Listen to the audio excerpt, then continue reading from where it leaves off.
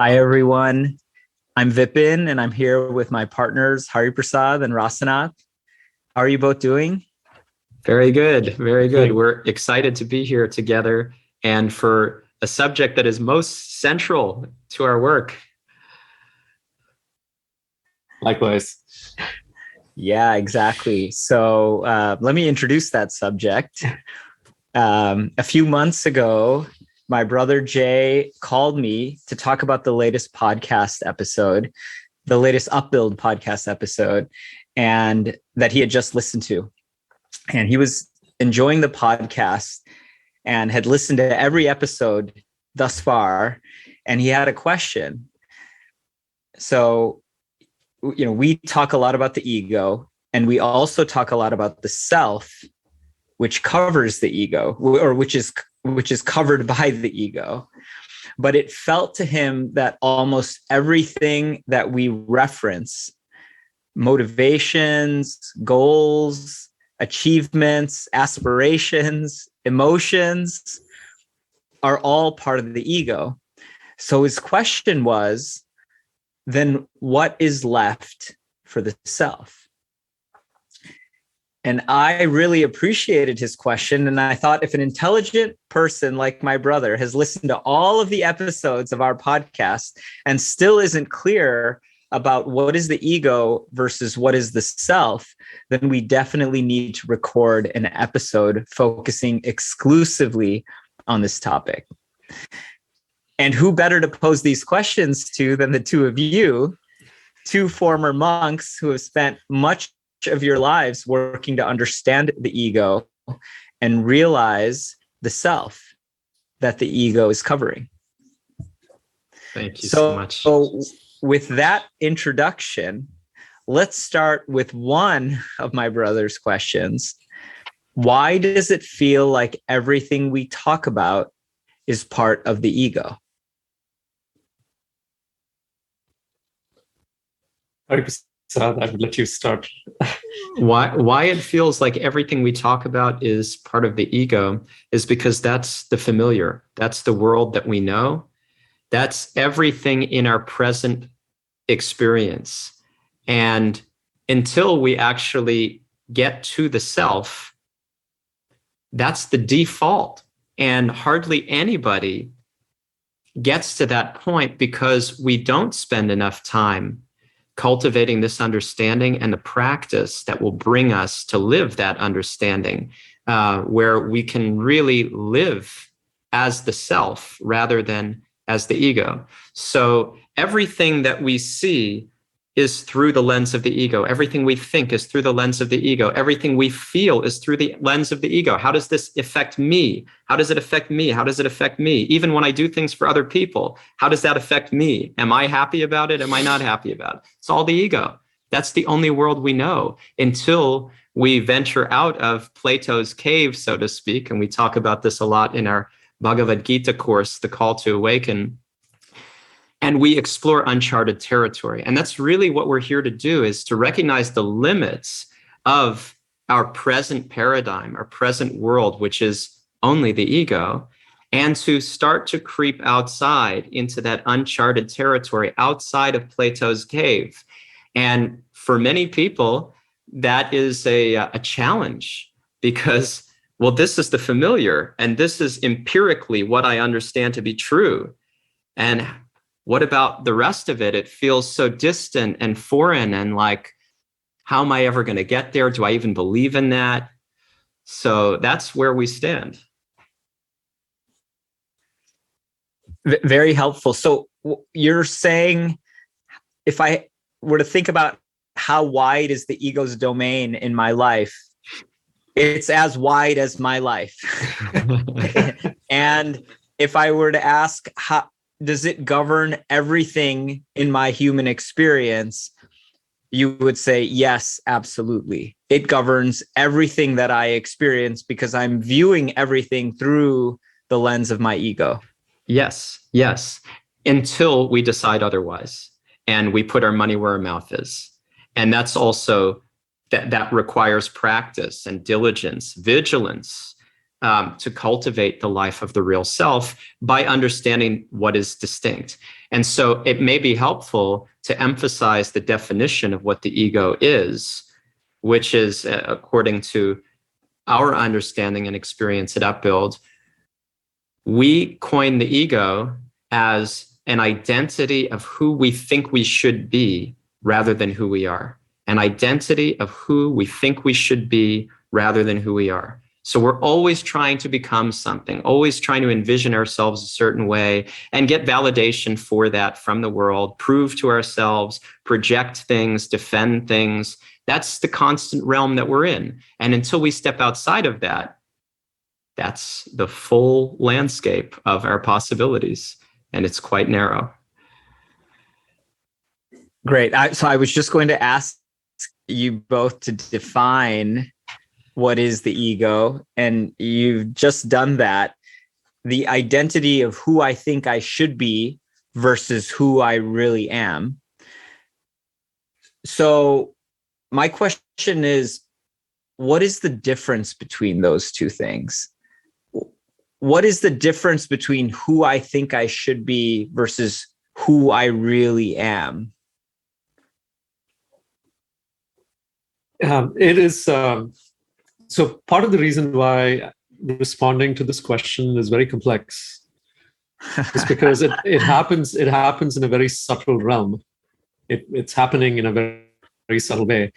The best way I can actually the best way I can try to articulate it is when we are sleeping at night and we are seeing a dream.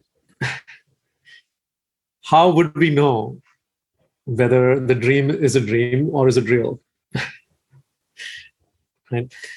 If we experience the dream in such a real way, that at that point in time, when we are actually dreaming, when we are sleeping, it's impossible for us to know that there is a reality that exists beyond the dream, right? So if I were to draw that parallel to the real self and the ego, it is so hard to even explain what the real self is if we haven't actually even started to wake up. And to me, the waking up process begins when I see how behavior and how much my behavior is actually coming from a place of fear and scarcity, more than a place of abundance and life. And when I can draw my attention to that, that's when I begin to ask this question, well, like something doesn't fit right here. And that's where the waking up process starts, where we start to notice the difference. Just like how when you're having a really bad dream, and you're experiencing the dream, it's so. This has happened to me every single time that when I go through a very bad dream, somehow it forces me to wake up from the dream. Or that someone outside recognizes that I'm actually suffering in a dream and wakes me up. And so that's a very similar experience when we go through the suffering that is actually created by our egoic behavior. We don't even know at that point in time that it is egoic behavior. But when that suffering is experienced in a very deep way, and we really start to think about that, is when we start to distinguish, okay, there's something here that's not quite right. Right. And that's when the waking up process starts. And at least when the waking up process starts, I begin to recognize with more conviction that what I'm doing and what I'm experiencing, there's something not completely real about it. And that is what begins the process of separation from the ego and the real self. We don't have a full conception of what the real self is. Just like how when we are still waking up, when we are in that in-between state, when we are dreaming and like we are waking up from sleep, the first part that it's like something is not right about this. Right. and then the waking up process starts. It's just like that. We that is why in so much of our work we talk about self-awareness and talk about recognizing that we are living in a dream. I was also just thinking with that metaphor of the dreaming state, how confronting it is, if you extrapolate that, because you mentioned somebody can wake you up from that suffering. But if somebody wakes me up, even if I'm having a nightmare, I'm not happy about that. I'm angry, right? And there's something to that. It's like, no, let me be in my nightmare. Let me be in my dreaming state. Now, of course, when the reason why I'm really angry is because I need a certain amount of sleep. But the interesting thing is that we think the same is true for the ego, that I need a certain amount of ego, or I need a certain amount of being plugged into material existence, to the ego world. And like, if you confront that, that's not good. I don't welcome that. And I speak, from my own experience as before entering monastic life, I didn't want anything to do with any monks or any people that had a different paradigm. I didn't like it. Yeah. Can I share one more thing here? Please. It's also really hard to show someone what the real world is in their dream. And many times the question, no, I want you to show me in my dream what the real world is. Otherwise, I'm not making up. But it creates sort of a paradox here where it is hard to actually really see what the real world is until I start to wake up from the dream. Mm-hmm. Mm-hmm. Okay. Yeah. So, I asked this question: what is the difference between who I think I should be versus who I really am? And you're sharing the metaphor of the dream, which I'm interpreting as it is hard to know who I really am because I'm in the dream state of who I think I should be. The ego state, the state of all I know is who I think I should be. And so it's hard for you to describe in words the difference between that and who I think I am, because everything I'm seeing, again, to share back what Hari Prasad said at the beginning, is through the lens of the ego. So you're drawing this distinction between who I think I should be versus who I really am, but it may not be so easy to understand who I really am as long as I keep looking at it through the lens of the ego. So here is the tricky thing, right? When you're talking about the ego and saying the ego is what I think I should be, we are not even saying it in that way. We are actually saying this is who I am. Yeah, exactly. Right? This is who I am. And what really starts to create the challenge is, if this is really who I am, then why am I afraid? Right. Right.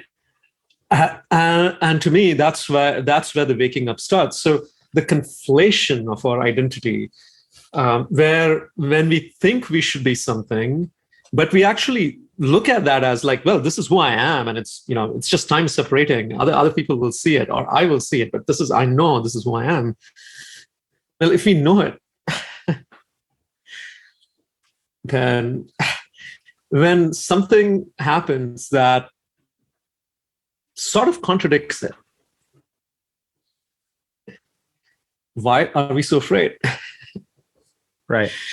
Right. And to me, that is the gap that we really have to look at. the insecurities around that, the fears around that. It's interesting.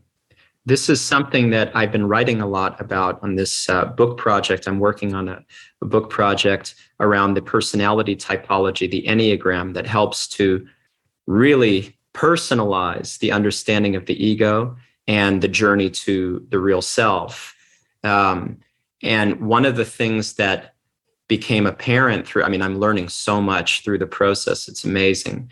And one of the things that became very apparent is we are starting with this idea of I am a certain way, I should be a certain way. And that, interestingly, is based on things that are true, in the sense of like, I know when I can offer my good qualities and there's a purity to that experience. I know it. It's like, that feels freeing. That feels really beautiful. And so then, but I'm afraid that I'm not able to access that enough because I'm not. And so then I want to become something based on that. And I'm afraid of not being that, right? And then I start to concoct it and contort it. And then the next step is what you're describing, which is, well, I am this because I have to be. Otherwise, what will my identity be? So I am this. And we call that the primary story to defend. The primary story to defend, because now I have this story of who I think I should be, and I'm clinging to it. This is going to be my identity. This is me, and I am this. And if you make me think or feel anything that is not consistent with that, it's very threatening, and I have to defend it. So that is the primary story to defend. I am my ego. And we all walk around with that all the time. I am this, I am that. Make sure that I feel that.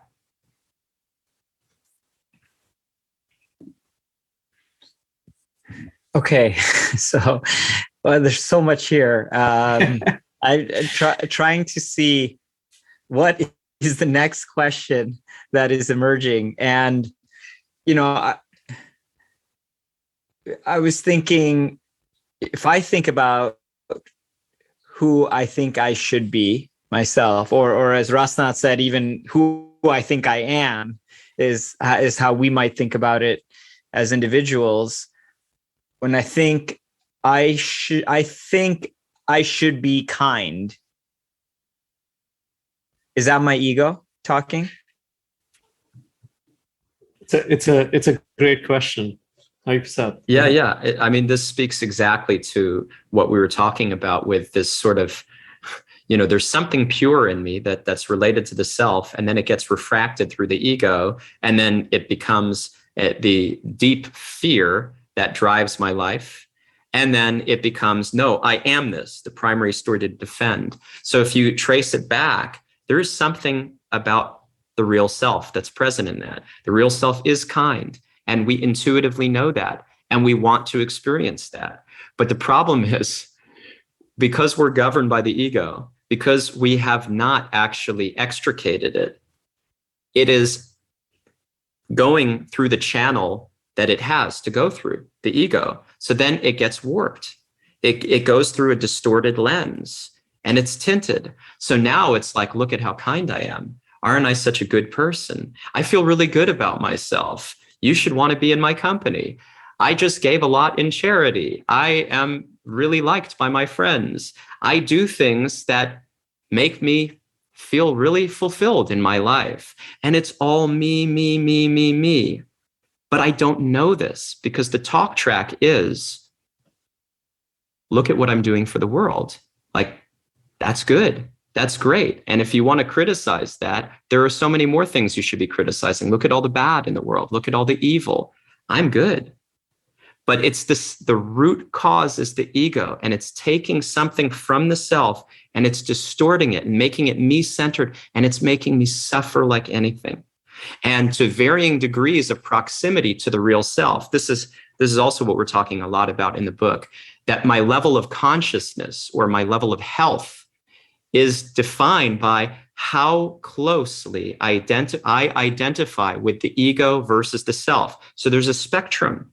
So if I'm really trying to just be the kindest person I can possibly be, but all I know is the ego, then I'm relatively much closer to the self and I have a leg up.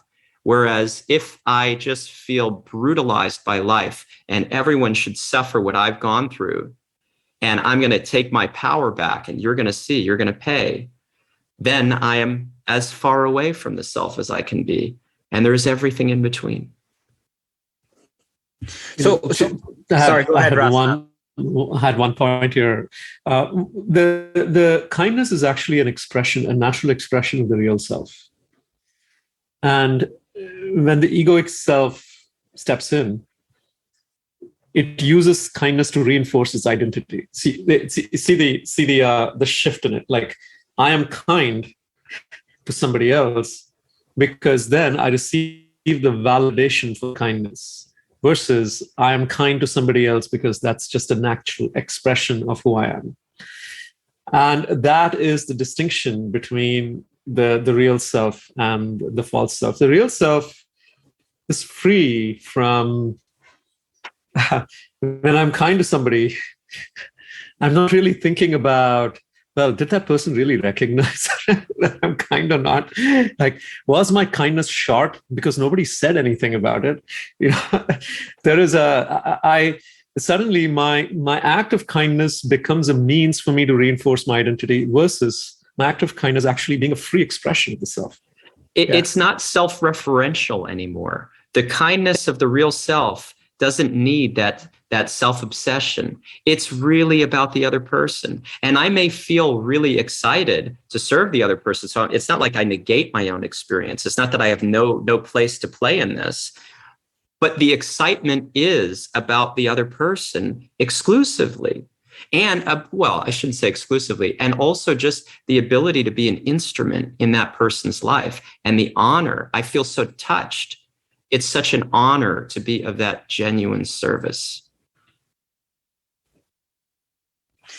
Yeah. So you're saying, when I say I think I am a kind person, that the nature of the self is kindness. So I actually am kind, but the fear, Rasanath, you were talking about, if I actually am that thing, then where's there a place for fear?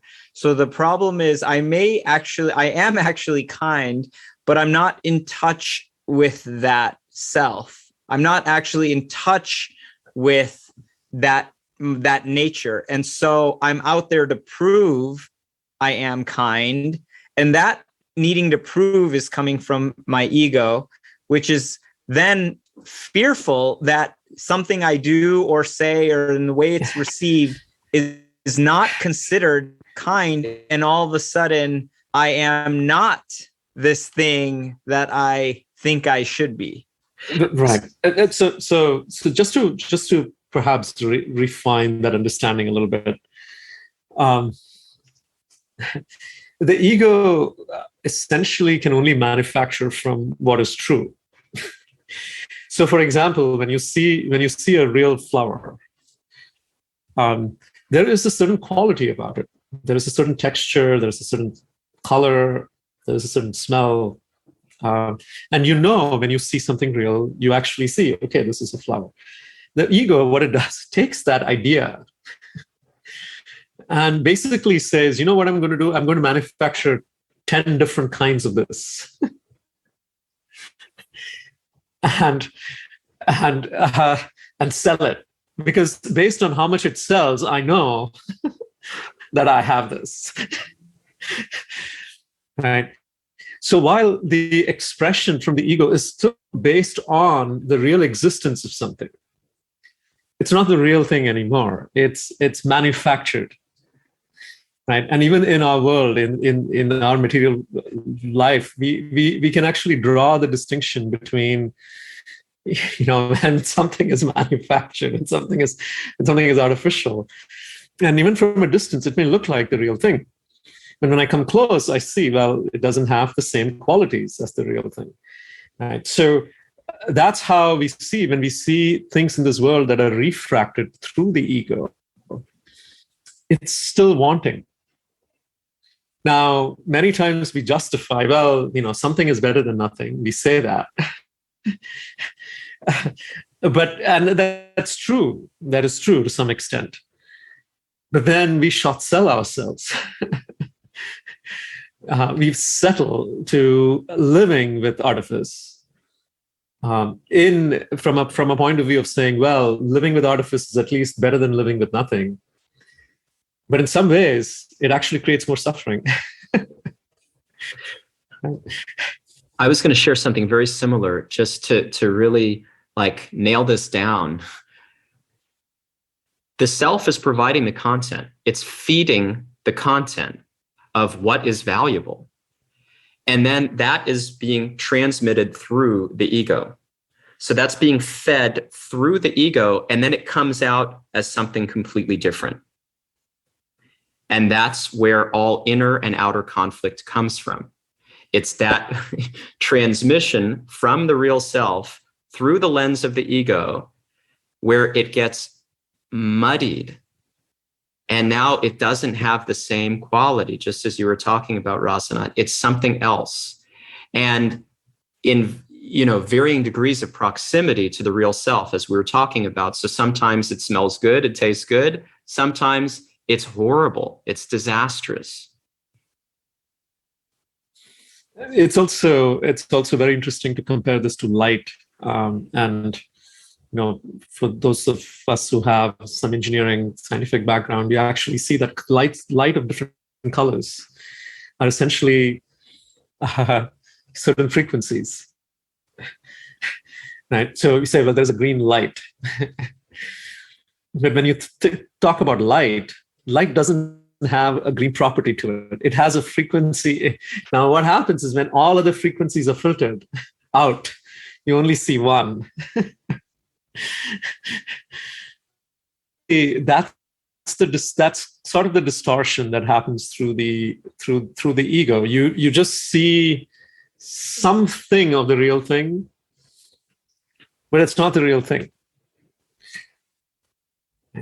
But the important thing here, and this is the clue to the real thing, is still in the something. And this is where we don't really, what we do is we either settle for the real thing or give up on the real thing.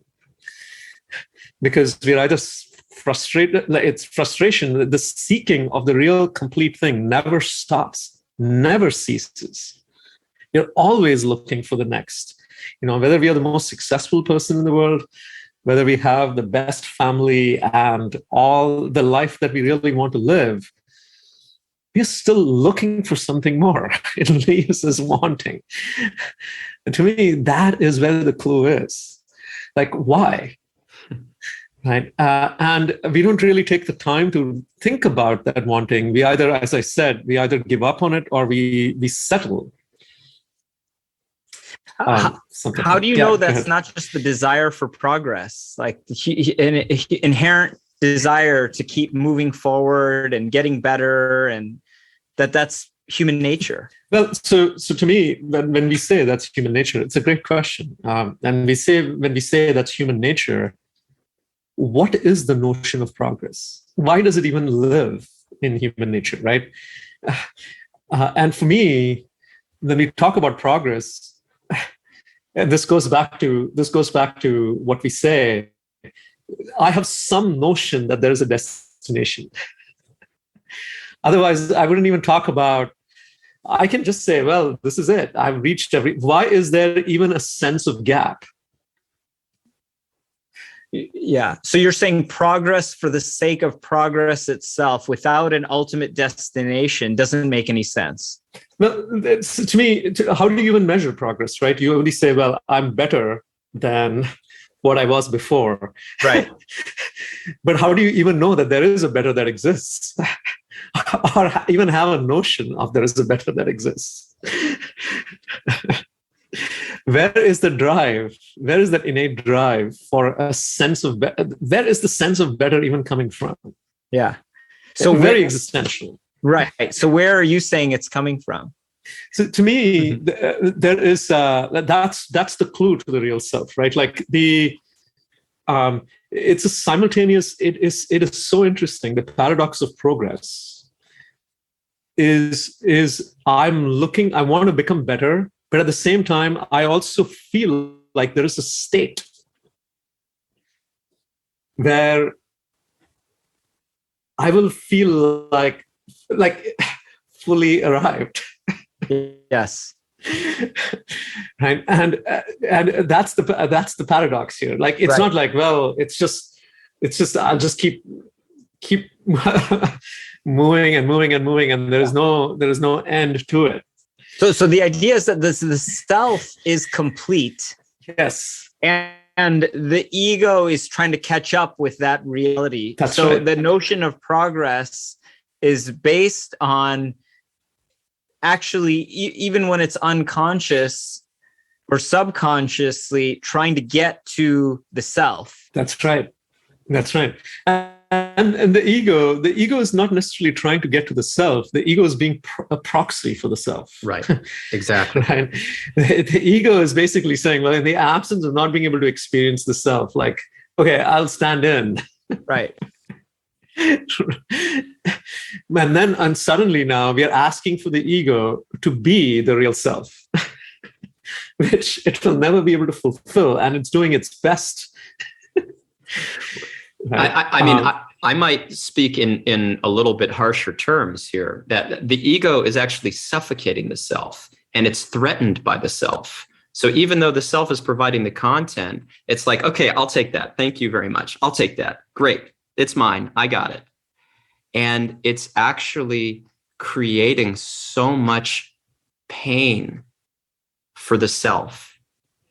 It's the prison. And until the ego is removed, the self suffers alone forever. I see. This is a example. But I see my daughter.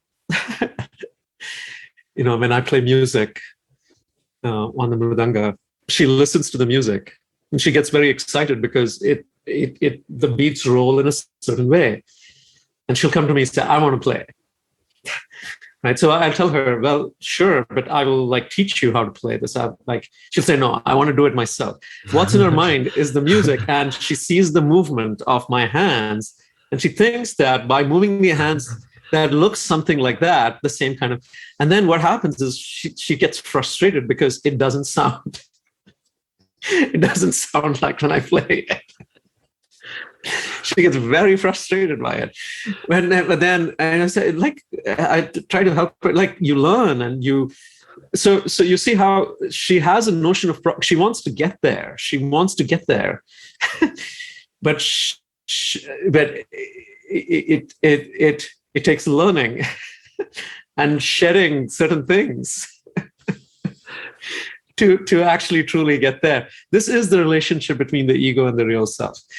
Right, the ego basically say, oh, okay, I'm going to do it now. I'm going to do it, and it'll feel so, but it never quite get there. And then the ego is frustrated, and it's trying to say, okay, when I do more, and I do the same thing more, and do it even much bigger way, I think, but again, doesn't happen. That's great. By the way, the mridanga is this traditional Indian instrument that's a double-headed drum that you can play, like Rasanath was saying. Thank you. So how do you know if motivation for a goal or an achievement is being driven by the ego or the self? Are we saying it's always driven by the ego as long until we are sort of a self-realized person? Because we're also saying there's clues. Like I'm saying, I think I'm kind, saying that originates in the self. So if the thing, as I'm trying to make my way in the world and, contribute, and I have some motivation for a goal, right? How can I know what the source of that is? Is it coming from my ego or myself? Again, it's a great question. Prasad, please. Yeah, the ego has two functions. to control and to enjoy. That's what it's all about. That's the whole game. Control and enjoy. And the greatest experience of that control and enjoyment is when I feel like, aha, now I am what I set out to be. It culminates in identity. That's why the ego is an identity. But the way that it functions is controlling and enjoying. So I will cultivate this experience for myself, and it will be so wonderful. And I will bring all these other people together, or I will be alone in peace away from the world, and I will then enjoy. And it's all controlling and enjoying. But when we think about control and enjoyment, we think about dictators, or we think about hedonists, people who are on the extreme end of the spectrum. We don't realize, this is like Gabor Mate. I always quote his beautiful TED Talk, The Power of Addiction, The Addiction of Power. He states that we take this us and them approach to addicts. We think like, oh, those miserable, unfortunate other people. And yes, they're more unfortunate. Yes, they deserve more compassion in certain ways. But what we're missing is we're just like them, just not as extreme, not as gross. We're all addicts of different kinds. And the addiction is to fill the void in the heart. And he talks about this. And this is what we're talking about here, why we're never satiated, why progress, but we never arrive. There's this void in the heart. And so we try to fill that by controlling and enjoying. And we try to do it in very decent ways, in very human ways. We try to do it in ways that will allow other people to control and enjoy also. But what we do in the process is we lose ourselves, and we create a hall of mirrors where everyone can lose themselves so that you can be a happy person walking around this world who is completely feeling that void and driven by that void and only knows the ego when the real self is left undiscovered. To your question, Vipin, as I started, when we were first starting to talk about this topic, I mentioned how it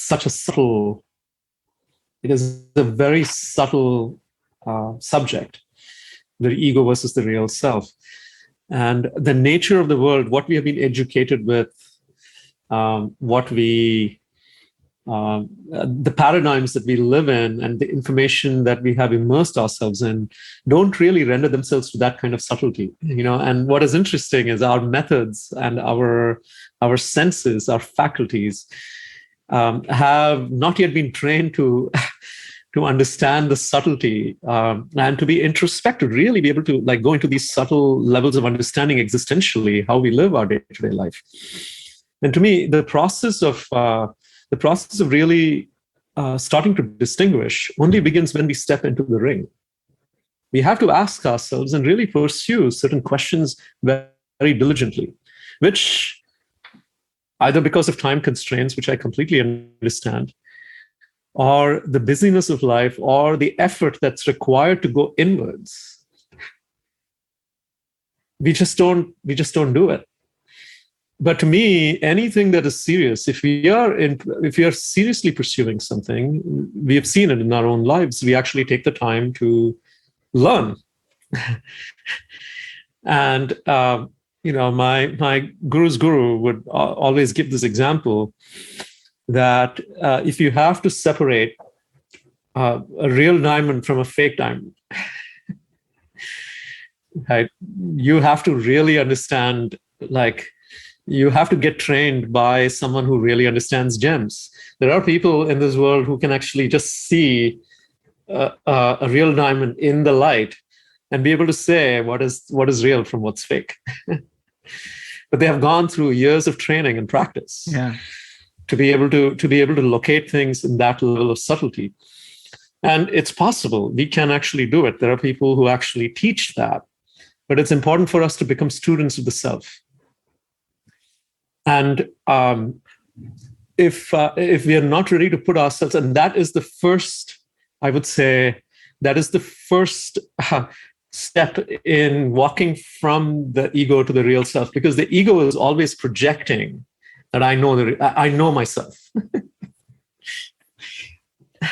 And the first step in walking towards the real self is the ego being able to admit, I don't know what the real self is. I have been pretending in some ways. And when that happens, then we come into what we call the student mindset. And that then makes it possible over time to start distinguishing between the false self, the ego, and the real self. So if we want to understand if our motivation is coming from the ego or the self, first we need to make very clear the concept of both. And then we have to start to fill in those concepts with experiences. We have to actually practice removing the layers of the ego and studying the nature of the self and seeing it play out in other people who are realizing the self by identifying with that, not acting on the ego, and seeing it in our own selves where we are removing those propensities to control and enjoy. And we're actually, I mean, this is very subtle, but we're actually using those for the purpose of the real self. In other words, what does control and enjoyment look like when it's not the addiction that's coming from the void in the heart? It means I put together an experience so that other people can discover who they really are, and it's not about me. It has nothing to do with my ego. I'm just doing whatever little is within my power to control for that purpose. It's not about control. It's purely in service. I'm controlling, but it's not about control. And I'm enjoying, but it's not about enjoyment. At the end of the day, you could say, ultimately, it is about enjoyment because the real self is fully happy as can be beyond our wildest imagination. And that's why we're seeking out all the thrills and pleasures and, love and connections that make us heartwarmed and happy in our ego lives. So in a way, you could say it is about enjoyment, but it's so different. It's not about when I get what's mine. It has nothing to do with that. I want everyone to experience that enjoyment. I don't care about my own enjoyment so much as I care about all of us realizing who we are and being connected on that level. That's how we can distinguish what our motivation is. It requires, as Rasanath said, first being a student of the real self and doing the hard work, the practice, the most rewarding and exciting work there is of removing the ego and investing in who we are. Wow, I really appreciate all of this. And I know we need to wrap up here, even though I have many, many more questions on this topic. So we'll have to have another part. But to just close today, I want to ask you a final question, which is, what's at stake if we don't just make this distinction? Because sometimes I may be doing something and maybe there's some pure motivations from the self, and maybe I'm also enjoying some of it for my ego's enjoying it as well. And I mean, is it so important to disentangle those things? This is my final question to you, and we only have a couple minutes, so I apologize to force your brevity here, but what would you say? What's at stake? A life less lived. It's the best way I can put it. When you see someone, and this is true, I've also felt this, that when we live our lives short of what is actually possible, when we settle, there's a certain tragic nature to it. And to me, that's the price we pay. It's a life not fully lived. And the result of that life not fully lived is that invariably, to various degrees, will cause suffering to us, to other people. So I don't really see an option it's remaining in the darkness of Plato's cave, never knowing that there's something else beyond it. That is the undiscovered potential here that we are not tapping into. And it may seem innocent. Oh, I'm a good person. I'm doing good things. Yeah, there may be some tinge. Yeah, I may not know exactly the real self, the full self that you're talking about. I don't even know if I believe in that. But that's what we're missing, is the possibility to experience something that is so far beyond, something so powerful that we're all hankering for all the time at every moment. And to go back to Rasanath's earlier metaphor, to wake up from the dream, to awaken. Yeah. Thank you both. This was incredibly enlivening, and we're still just scratching the surface here. Yes. So for sure to be continued. But I so appreciate all of your wisdom and your insight and your genuineness. Thank you. Thank you so much. Thank you so Vipin. much. Thank you, And Rasanath. thanks to Jay for bringing out these amazing, wonderful questions, deep questions. Fantastic. And drawing out whatever little we know. So really, really thank him for engaging in the subject matter the way he is. I really appreciate that. I think he'll get the thanks by listening to this episode. And thanks to everyone else listening as well. I hope so. Yes, thank you.